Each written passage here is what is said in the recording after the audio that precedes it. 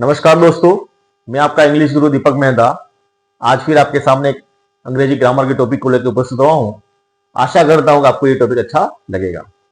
आज हम बात करते हैं पास्ट परफेक्ट टेंस के बारे में। पास्ट परफेक्ट टेंस एक हमारा इंपॉर्टेंट टेंस होता है। कैसा होता है? तो हिंदी सेंटेंस की यदि बात करते हैं तो हिंदी सेंटेंस में चुका था, चुकी थी, चुके थे, ऐसा हिंदी में लिखा हुआ आता है। हमारी हेल्पिंग ऑफ जो होती है वो हेड होती है और मेन वर्ब जो होती है वो वर्ब की थर्ड फॉर्म होती है। इतना छोटा सा टेंस है, लेकिन इस टेंस का जो यूजेज है वो थोड़ा इंपॉर्टेंट है, क्योंकि ये जो टेंस है वो क्लोजेस के रूप में ज्यादा आता है। एग्जाम में जो आता है वो before close, after close, if close, ऐसे सेंटेंस के साथ में ज्यादा पूछा जाता है। तो हम बात करते हैं बिफोर क्लोज के बारे में कि बिफोर क्लोज क्या चीज होती है। तो बिफोर, जहां पर भी बिफोर लगा हुआ है, जैसे आपके सामने एग्जाम्पल दिया है, बिफोर यहां पे लगा हुआ, तो बिफोर के बाद में कौन सा टेंस आएगा? पास्ट सिंपल टेंस का। तो जब भी बिफोर दिया है उसके बाद में यदि हमको जगह खाली दे रखी है फिल द ब्लैंक्स भरने में, तो हमको वहां पे क्या पढ़ना पड़ेगा? यहां पर पढ़ना पड़ेगा हमको वर्ब की सेकंड फॉर्म, इस फॉर्मूले के हिसाब से। फिर ये कोमा है, कोमा के बाद में दूसरा सेंटेंस है, वहां पर कौन सा सेंटेंस टेंस आएगा? तो पास्ट परफेक्ट टेंस आएगा। तो हम यहां क्या भरेंगे? Had bot.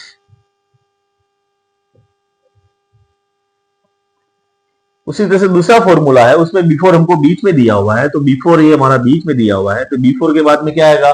Past simple tense. तो हमने यहाँ पे वर्ब की सेकंड फॉर्म लगा दी, सो। और बिफोर के पहले क्या आएगा? तो पास्ट परफेक्ट टेंस, तो हमने लगा दिया हैड प्लेड।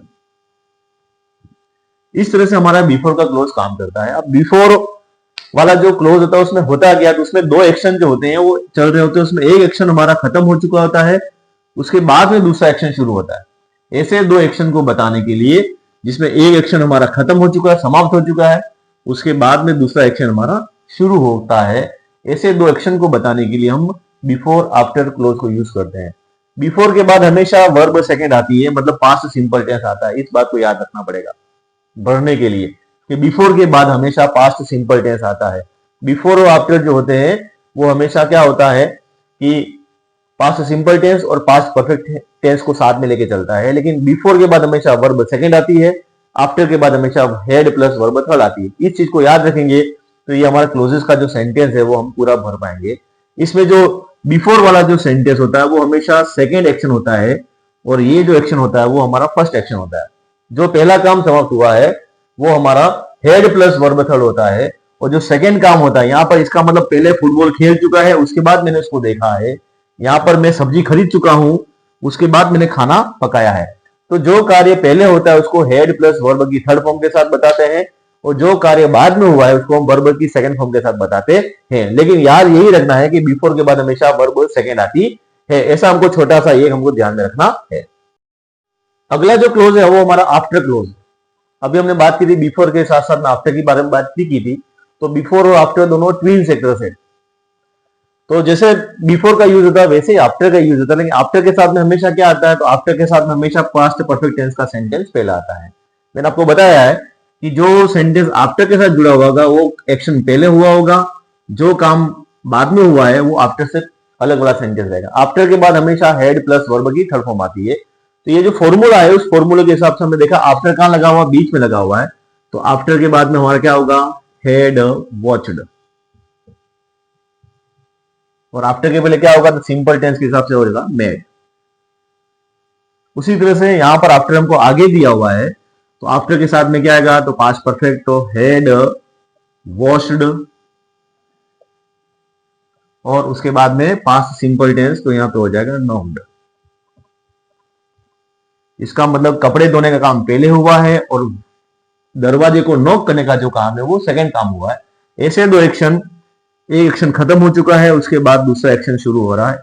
जो काम पहले हुआ है उसको फर्स्ट एक्शन को पास्ट परफेक्ट टेंस में बताते हैं, जो काम सेकेंड खत्म हुआ है उसको हम पास्ट सिंपल टेंस के साथ बताते हैं। ऐसे दोनों एक्शन को बिफोर आफ्टर के साथ में बताते हैं। बिफोर के बाद हमेशा वर्ब सेकेंड आती है, आफ्टर के बाद हमेशा हेड प्लस वर्ब की थर्ड फॉर्म आती है। ऐसा छोटा सा नियम आपको याद रखना है। अगला जो है हमारा वेन क्लोज। वेन क्लोज बहुत इंपॉर्टेंट क्लोज है, क्योंकि ये प्रेजेंट सिंपल टेंस में भी आता है, पास्ट सिंपल में भी आता है, पास्ट कंटिन्यूस में भी आता है, और पास्ट परफेक्ट टेंस में भी आता है, पास्ट परफेक्ट कंटिन्यूस टेंस में भी आता है। तो ऐसे कई टेंसों में वेन का यूज होता है। तो वेन इंपॉर्टेंट है, तो वेन के बाद हमेशा पास्ट सिंपल टेंस और उसके बाद पास्ट परफेक्ट टेंस। मतलब जैसे हमको याद क्या रखना कि वहन के बाद हमेशा वर्ब सेकंड आएगी, तो वहन के बाद हमेशा क्या आएगा, तो वहन के बाद हमेशा पास्ट सिंपल टेंस आएगा, और उसके अगले टेंस में क्या हो जाएगा, तो यहाँ पे हो जाएगा had torn, past perfect tense. उसी तरह से वैन बीच में आ रहा, तो वैन के बाद में क्या हो जाएगा, तो क्रॉस्ड, वर्ब की सेकंड फॉर्म, और इधर क्या हो जाएगा, तो हेड सीन हो जाएगा। ये फॉर्मूला हमारे सामने लिखा हुआ है, फॉर्मूले के हिसाब से हमने ये भरा हुआ है।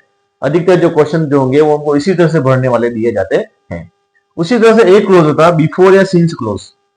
ये जो होता है वो कोज या रीजन को बताने के काम में आता है, या इफेक्ट के साथ में। कोज, रीजन और इफेक्ट के जो सेंटेंस होते हैं, कोज का मतलब होता है कारण और इफेक्ट का मतलब होता है प्रभाव।